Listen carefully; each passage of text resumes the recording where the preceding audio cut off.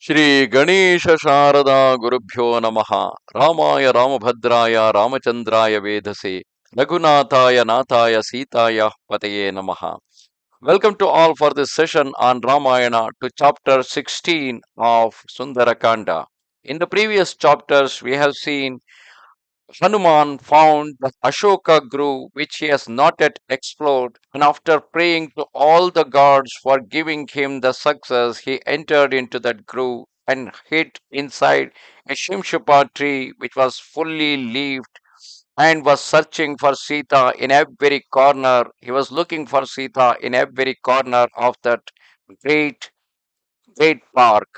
And there he saw under a tree a woman sitting with soiled garments and was crying like anything. And by her features, he could able to recognize that it was none other than Sita, the consort of Rama, being held captive under Ravana.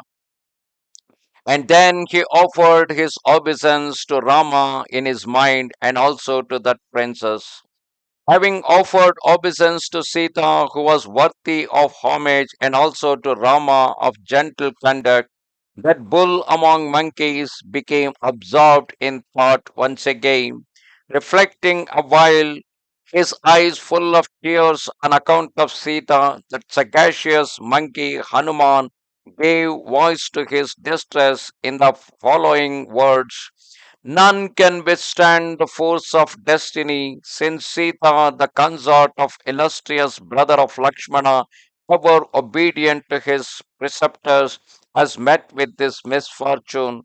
Conversant with the prowess of Rama and the sagacious Lakshmana, divine lady is no more perturbed than is the Ganga at the approach of the rainy season.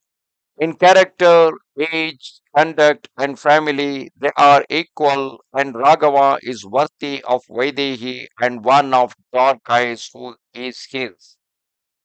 Seeing Sita radiant as newly minted gold, and who resembled Lakshmi, beloved of the worlds, Hanuman approaching Rama in thought said, on account of this large eyed lady, the mighty Wali was slain, and Kabanda equal to him in strength. For her, the mighty demon Virada, despite his renowned prowess, also succumbed in the forest under the thirst of the valiant Rama, as Shambhara under the Mahendra's blows. It was for her that 14,000 demons of outstanding exploits were pierced by Rama's arrows, resembling tongues of fire in Janasthana. Tara too was brought low on the field of battle. Trishira's was overthrown, and the mighty Dushana also by the righteous Raghava. And it was on her account that the supreme and inaccessible kingdom of monkeys belonging to Vali was acquired by Sugriva, renowned in the three worlds. It is for this large eyed damsel that the effulgent Lord of the waters has been crossed by me and this city explored.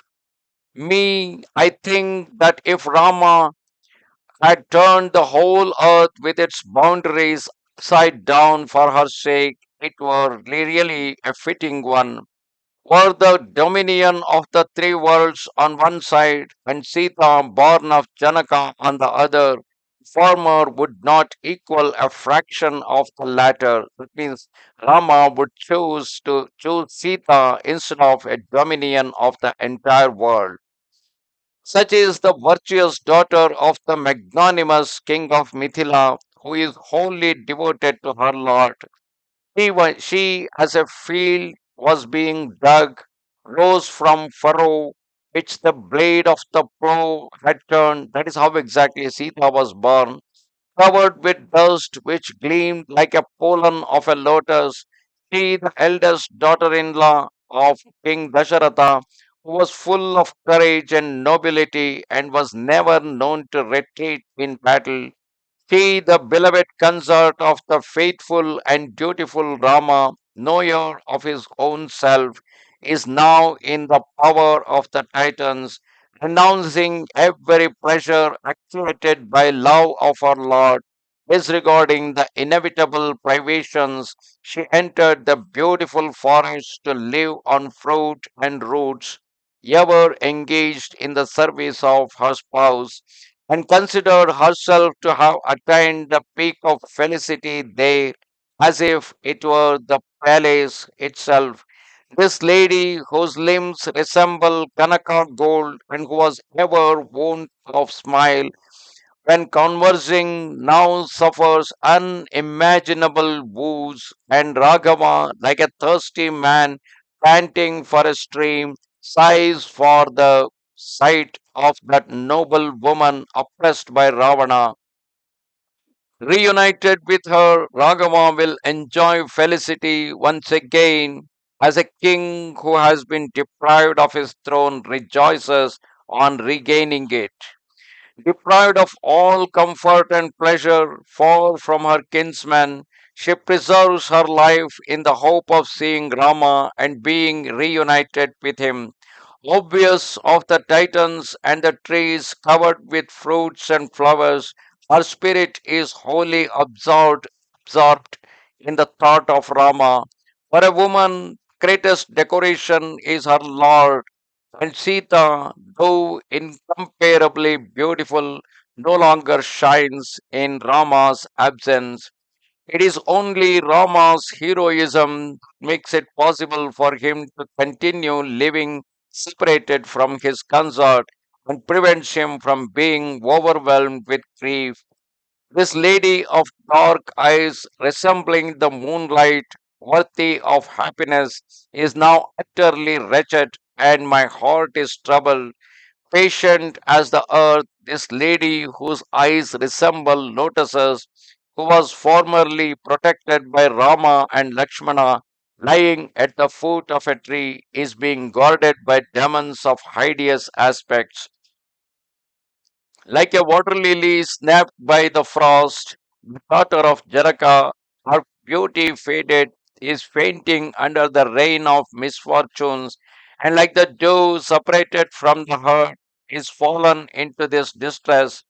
The Ashoka trees, with their boughs bending under the weight of their blossom, seem to increase her grief, as also the moon of pure beams that is rising in this spring season. Reflecting thus, that valiant monkey, being convinced that it was Sita, stationed himself in the Shingshupa tree. Thus ended chapter 16 of Sundara Kanda in Ramayana. Namaste Sharada Devi, Kashmira Puravasini, Twamaham Prarthaye Nityam, Vidya Danancha Dehime. Bye.